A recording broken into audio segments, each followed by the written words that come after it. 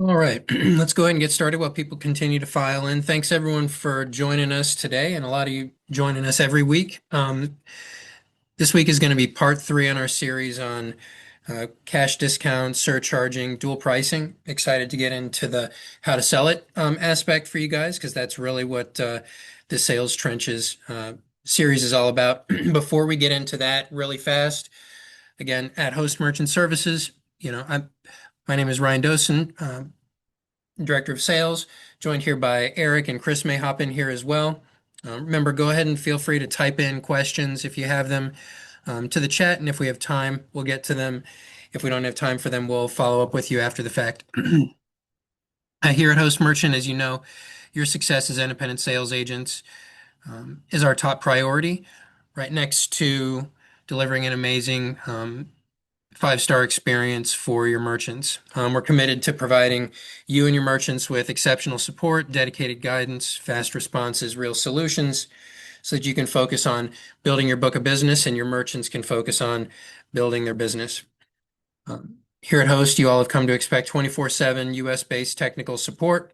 Part of the reason why we're best in class in terms of customer service and satisfaction. Um, You all also have personal relationship managers that know your business. We help streamline your merchant approvals and get your clients up and running fast. It's the type of partnership that we strive to provide for you and bringing tons of value in that lane as well as in the education. A lot of you have continued to join us for these weekly webinars and series. Um, we're committed to continue to pour into you all and help you guys win as much business as possible. In addition to education, you all have access to a fairly unmatched selection of payment technologies, physical devices from companies like Valor, Deja Vu, Clover, Ingenico, Swipe Simple, and more. Um, Software solutions like our Cloud Manager Suite and a bunch of different gateways. Whatever type of merchant you have, we have a great solution, and oftentimes multiple great solutions that you can present to them so that they feel fantastic about how payment processing is going to be handled for their business. All right, so without further ado, let's hop in here. We're going to get into part three of our series. Let me go ahead and share my screen.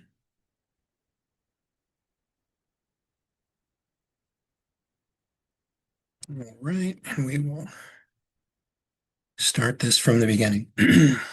All right, so again, welcome back to part three of three on our series on surcharge, dual pricing, cash discount. This week we're focusing on how to sell surcharge, dual pricing, and cash discount. And again, this is all part of our Sales Trenches series, solution-based selling in the real world. Again, the goal of the Sales Trenches series is to give you guys the information, education that you need to know your craft and to also give you the tools that you need to win deals when you're face to face with your merchants or on the phone with them. All right, so part three and where this fits. So here's the arc. So part one, what it is, the three programs defined and compared. Okay. Part two last week was setup and compliance, turning it on correctly and keeping it clean. Now that we've laid the foundation there for these different programs, today is the close. What's the pitch? What are the objections? And getting the app signed. Okay. And here's the honest truth about why this session exists. You can know a product very well, and still possibly not be able to sell it at a high level. Those can be two different skills. Okay. And this is exactly where most reps wind up stalling. They learn it, but they don't know how to frame it correctly in order to win the deal. So knowing that dual pricing saves a merchant money does not put a signed app on the desk. Okay. Closing does, so that gap, knowing the closing is what we're going to try to close the loop on today. All right. So, in terms of a mindset shift, I'd encourage you, especially if you're thinking about these programs here, you want to consider a mindset shift. Okay. So if you take one thing from today, if you're going to be doing this, obviously you're not selling basis points, and when merchants hear basis points, if they even know what it is, their brains could even, turn off a lot of times. What you need to do is you need to speak in a language that's going to resonate with these merchants. Okay. And the language that resonates with these merchants most, of course, is their bottom line. Okay. Um, an owner does not lie awake thinking about interchange and basis points or effective rate, right? They think about payroll, they think about rent, they think about what they actually are taking home at the end of the month. When you walk in talking about shaving a few basis points, you sound like every other processor who calls them. And as you know, many of these people are getting phone calls all the time. Okay. When you walk in and say, right now, you're handing the card companies about $900 a month. Okay. And here is how you can keep most of that. Okay. Now you're talking about their money, and that's their love language, so to speak, right there. They're a business owner. They owning a business because they want to make money. They want to keep as much of their money as they can for themselves. Okay. So again, we want to make sure that we're framing the conversation correctly in a way that's going to resonate with these merchants and even sometimes even understand, right? So a lot of times they may not even really understand basis points or anything like that. All right. So the three programs at a glance. So um, just a quick kind of reset here just to go over the three programs. So um, you cannot recommend the right option until you can see all three at once, right? So for surcharge, a fee is being added to the credit transactions to offset the cost of acceptance. Okay. This is best for an owner who's comfortable just naming that card fee directly. Hey, you're going to pay a fee for using a credit card. Okay. Dual pricing is going to show two prices at checkout, one for the card price and one for the cash price. This is best for retail or quick service that they just want it clean and visible. And this is oftentimes the most common default today. Cash discount, the card price is the shelf price, okay? And cash buyers get a discount. This is best for an owner who wants the softest story to tell their customers, okay?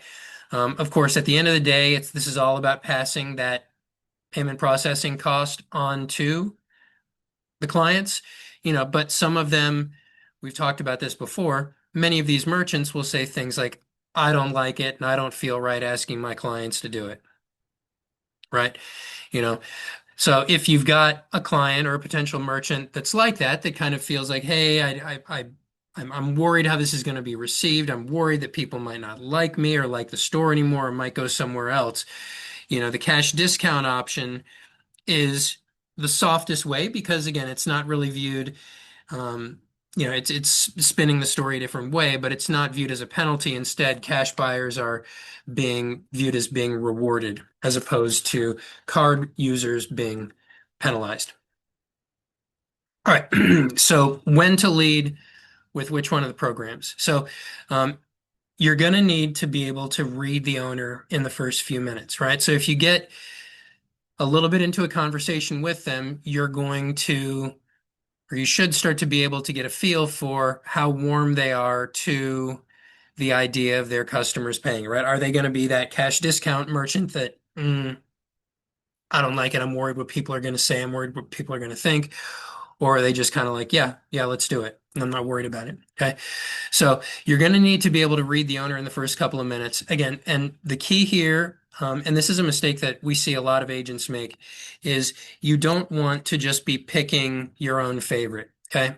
One big mistake that I see, because there's a ton to learn in this industry, and there's several people on the call today even that I've talked with separately that again, there's so much going on. They maybe haven't brushed up on this, recently. They maybe feel like they don't know these programs as well as they could because maybe they've gone and they've been working in other lanes for a little while. Okay. So there's a comfort in selling what's familiar, but there's a problem with only selling what's familiar. And that is that, well, there's maybe multiple problems, right? You're probably not going to be talking to the client in the language they want to hear. You're going to be pushing things on them sometimes that are not going to resonate with them, and then that's going to obviously affect your close rate. Okay, so again, don't just push your personal favorite. We're here. We have these three episodes here. It's a bit roughly an hour and a half of listening to me talk, which maybe a lot for a lot of people, but Again, you've got a few webinars here where after you've digested them, you should really know these programs as well as you'll need to know them in order to get out and size up your merchant and communicate to them effectively to put them in the right program for them. All right. So with regard to dual pricing, you're going to lead with dual pricing usually when the owner, like, yep, I want to do it, but it needs to be simple, visible. I need to be able to easily explain it to my staff. They've been doing things a certain way. They don't want to have to go through a whole bunch of retraining and stuff like that. Okay. That's, going to be the most common default. Um, Lead with cash discount when the owner's worried most about customer reaction because it frames, the change as a reward, not a penalty. We talked about that. Okay. So again, there's many merchants that just don't feel right about it. Okay. And so then the cash discount approach is a way for them to, and their customers to maybe feel a little bit better about it. Okay. You'll lead with surcharge when the owner is direct, mostly card based and completely fine just naming a card fee out loud. Okay. So the no nonsense, yep, that's fine. They can absorb it. I'm not worried about it. They're not going anywhere. That type of no nonsense merchant, you could go with surcharging. Okay. So again, you need to picture these three owners. The busy salon owner who wants a simple, that's going to be dual pricing. A lot of times the cafe owner who's terrified of losing their regulars, that might be a cash discount. The auto shop that says, hey, just give it to me straight. That's going to be your surcharge type person. Now, I'm going to put an asterisk on this, and I've mentioned this on the previous webinars. Okay. There are different rules in different areas. Okay. So whether a particular program is going to be kosher in your particular area, should be researched and you're able to reach out to host and we're able to help you get some answers on that as well. Nothing in this webinar should be construed as just kind of general gospel for everyone across America. There are different rules and there are different things, and there are certain programs that are not, you can't do them in certain areas, right? So you need to, of course, be aware of that. We can help you get that knowledge and information, but then once you do understand, especially if all three are available to you, then of course you need to be able to do a good job of sizing up your owners. You all are salespeople. You're good at reading people, good at understanding people's motivations. And so you need to harness that skill, take that information that you glean from the owners, and then make sure that you present the one that's going to make the most sense to them that they're going to be most open to. All right, opening the conversation. Okay, so the opener, can decide everything. Okay, three principles. One, you want to lead with their problem, not a product. We've talked about this in, I think, the Sell Smarter series that some of you were here for. For those of you that are new agents and new to selling payment processing, really want to encourage you to go back and watch that 4 or 5 video series, the Smarter Sales series, where we talk about the right way to approach selling and the wrong ways to approach it. Okay. And one of the key things that we mentioned during that series was, and it's a mistake that many agents make, is a lot of agents, they get an idea in their head that a particular product is the right product or the product that they know the best, and then they try to push the product. Okay. Pushing the product is a great way to get someone to tune out and to feel like they're getting sold to. Okay. And again, these are business owners that are finely tuned to, you know, people trying to pull one over on them and sell them. Okay. And if you're just talking at them about your great stuff and not talking to their problems, that's a first class ticket to getting tuned out and sent on your way. Okay. So again, you need to lead with their problem, name the cost that they already feel. Okay. Nobody likes the cost of payment processing. It's annoying. The shop owner feels like, hey, this is my money that's being taken away from me. And it is, okay, for the convenience of, cards and processing and getting the money in the account the next day. But there's a better way and a better solution, okay, in many cases. So 2, you want to ask and not pitch. A question earns permission. A pitch invites a wall. So more of that again, right? We talked in that Smarter Sales series, we talked about asking the right questions that are going to unearth the issues and the problems as opposed to just greasy salesperson, hey, I got this great solution that you need to have, right? We can get there, but we got to get there after we've unearthed the pain, they've identified the pain, And then we've listened to them. Okay. And then once we've listened to them, then we're able to respond. And when we bring them a solution, now we're bringing them a solution from from like a consultant's perspective, as opposed to just somebody dry calling them, dry showing up and trying to sell them something. Okay. Three, you want to make the fee feel concrete. Okay.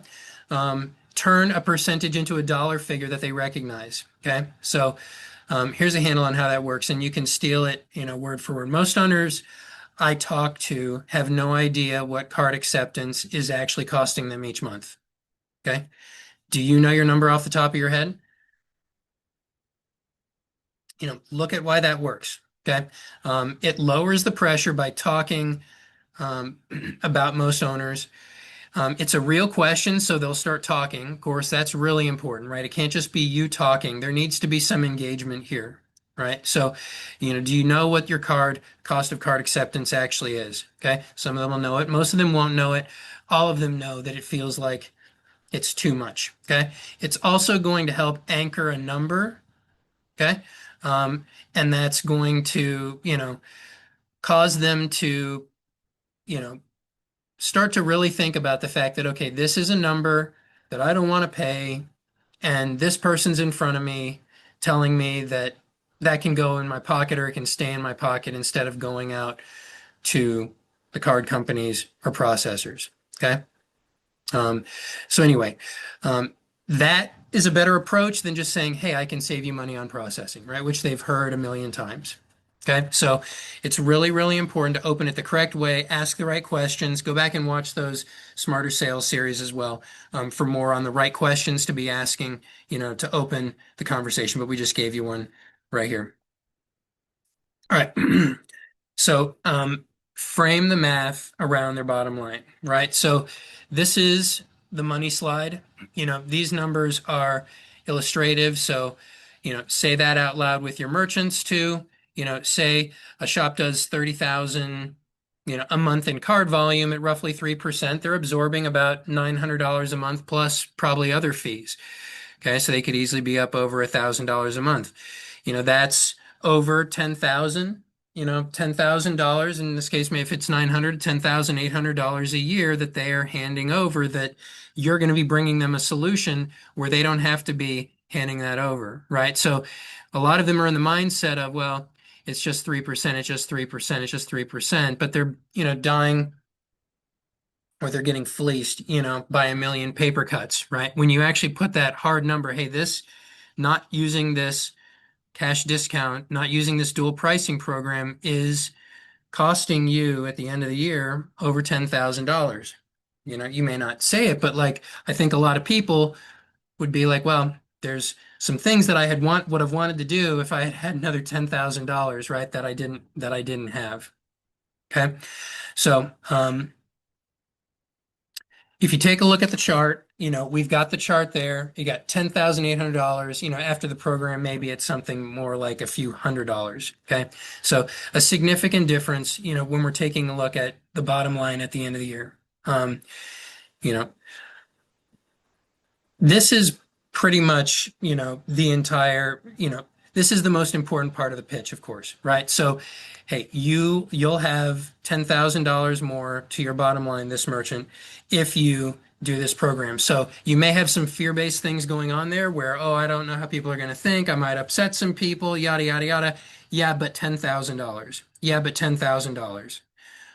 Okay, well, maybe we'll do the softer approach with cash discount and we can adjust our prices and make the price the card price, and then there's a cash price option, and now at the end of the year I'll have another $10,000, or more. Okay.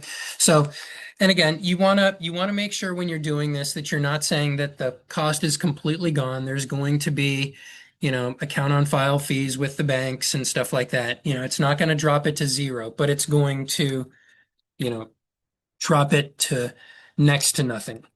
Okay. All right. So now a few objections that you're likely to hear if you try to do this a lot. Okay. So my customers will hate it. We've talked about that one. Is this even legal? And my last processor burned me. Okay.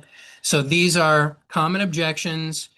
And again, the beauty of taking the time to do what you're doing today, to not only learn the programs, but to learn how to sell it and how to handle the objections, is that if you already know what they're going to say and you know what you're going to say in response to it, objections can actually be a good thing, right? Like a lot of people look at objections as a bad thing, but again, if you're prepared and you know, okay, these are the three objections that I'm going to face here, and you master your response, a great response to a fair objection is a fantastic job of selling. Okay? So, anyway, let's take a look at this. All right. So, objection number one, my customers will hate it, right? So that's that third type personality, probably the cash discount personality. Okay. So one thing to remember here is when they say my customers will hate it, what they're really saying is, I am afraid of losing my regulars over a few cents. So we've talked about this also in the Smarter Sales series and other webinars too. You don't want to argue with them. Okay. You always want to agree, reframe, and take the conversation where it needs to go. So, validate the fear because it's a legit concern. There are going to be people, I personally don't like paying the convenience charges when I'm out at a shop or a restaurant or something like that. The question really is, am I going to actually stop going to that, restaurant because I had to pay an extra dollar or something like that? And the answer is probably not. Okay. So again, you want to validate the fear because the second an owner feels judged, that's probably going to be the end of it for you. Okay. You don't want to argue with them. You want to say, yes, this is real, but you're not going to say reframe, but you want to point to all the local businesses that are already doing this without losing their customers. So they don't feel like they're the guinea pig here. And step three is resolving, kind of shrink the risk to something that they can control. Okay. Um, Fair concern. Would it help to know most owners see almost no pushback once the signage is clear? Want to try it for a month and let the results decide? You know, Notice it ends with a question, not a rebuttal. You're not arguing with them. You're saying, hey, it's a fair concern. I completely understand if I was in your shoes, I would think the same thing too. But I would also take a look. So it's like, yes, the concern is real. And if there's a lot of businesses out here doing it, that are very successful and that are not losing their customers, right? So those businesses are keeping that $10,000, at the end of the day, which they can reinvest in the business or they can do things because it's straight bottom line for the owner. Okay. Like they can take that for themselves, right? So, hey, let's try it out. Let's try it out for a month. If you're thinking and you're unsure about it, we could try it for a month and see if it winds up creating an actual problem. But again, for most of these merchants, they see little to no resistance to it, and it does not affect their bottom line. Okay. Objection number two, is this even legal? Okay. So what are they really saying here? So they're saying, I've heard mixed things and I don't want to get fined. I don't want to get in trouble. So again, what are you going to do? You're going to agree first. It's a smart thing to ask. You can compliment them, and you don't want to come off as like, sycophantic or something like that. But, you want to say, good thing to ask, super valid thing to ask. It's a smart thing to ask. You can say whatever you feel like will resonate with that particular owner. And compliance is exactly what protects them, right? So these programs are widely used, rule-based when they're set up correctly, can resolve by taking the weight off of their shoulders, right? So you're the expert here, and you've partnered with Host Merchant Services, which is, you know, the highest customer service rated company out there. And so you will help make sure that everything is done and compliant. Okay. And now you're acting again as a consultant. You're not selling them something, you're providing them an option for them to consider. Valid. Is it even legal? The answer is it probably is legal in some, in some form or fashion. You'll help them figure it out and figure out a way to have them avoid those pesky payment processing fees. Okay. Objection number three, my last processor burned me. Okay. So what they're really saying is, I don't trust anybody in your industry anymore. Right. Um, and I think we've all probably, if we've been in here, we've heard this. There's a lot of distrust, and that's one of the reasons why a lot of you have partnered with us is because you know that Host is not going to burn your clients. You know that we're going to do right by them. You know we're going to stand by our word. You know we're going to lock in those fees and processing rates, and they're not going to get hiked over time. Okay. So again, the fact that they don't trust people in the industry anymore is understandable. They probably did get burned. You know, most reps could get defensive here. You don't want to get defensive. Remember, you want to agree, yes, and, right? Agree completely. Our industry earned that reputation, but, or and, not but, yes, completely valid. And the good news is if you go and take a look at us, don't take my word for it, go on Google, go look at some of the rating websites out there. You'll see that Host receives top marks from everyone in terms of customer satisfaction. So the fact that your last processor burned you, I'm sorry. I talk with people every day, just like you, that have been burned by someone. And at the end of the day, they just don't want to get burned again. The good news for you and it is that, and you can do the independent research yourself and make sure that what I'm telling you is true. But our company takes our reputation very seriously. We do everything to protect it, and we do everything we can to stand by what we say and what we promise to our clients. Okay. So again, this is maybe a bad objection for some companies. This is a great objection, right? For you all who are partnered here with Host, right? Because they're burned. They don't want to trust anyone, but they're going to have to trust someone. So who are they going to trust? Well, they're going to probably do what everyone else would do, and they're going to go research and they're going to see, okay, who are the most trustworthy? Because I have to do this. I can't not accept payments. Who am I going to trust? Well, I'm going to go to the reviews. I'm going to go to the review sites, and I'm probably going to go with them, right? So we talked about objections being a good thing if you're prepared for them. There's a limited number of objections here. Some are fantastic, right? This is a fantastic objection because this person's been burned and they're only going to go with the highest reputation companies out there, and your partner agents with one of them. Okay. All right. From interest to the signed application, you know, momentum. You've heard what they had to say, you've validated what they've had to say, you've yes-anded, everything that they've said and showed them how, okay, yes, valid stuff that you're thinking. And if this sounds interesting to you, keeping this additional money for yourself and not giving it away to the card companies, then I've got a great solution here for you that makes sense for you and your customers and whatever your personal views are on this, in terms of how it needs to be framed, whether it's a softer cash discount or a just matter of fact surcharge. Okay. So the single biggest killer at this stage is a rep who goes quiet and lets the owner think about it into the next quarter. Okay, so you want to keep this in motion. Step one, you want to run their number. You want to get a real statement. You want to figure out just how much money they're leaving on the table here or giving to somebody else. Step two, you're going to recommend one path, name a single program that fits them best based upon everything that you discovered today. Don't hand them a menu. Keep it simple. This is the best solution for you here. Step three, assume the next step. Okay, let's move to paperwork. And as a natural next step, instead of whether they want to proceed, right? So at this point in time, if you've done a good job, they feel heard, they feel validated. Yes, and I've got a great solution that's going to fix your issue and put you in a much better place. And so you know, let's go ahead and the next step is this. The next step is, you get me that merchant statement. The next step is we complete the application and we go from there. Okay. Um, Sign while it's hot, get the app started before you leave the room or even in the call. A small language shift can have a great effect. Okay.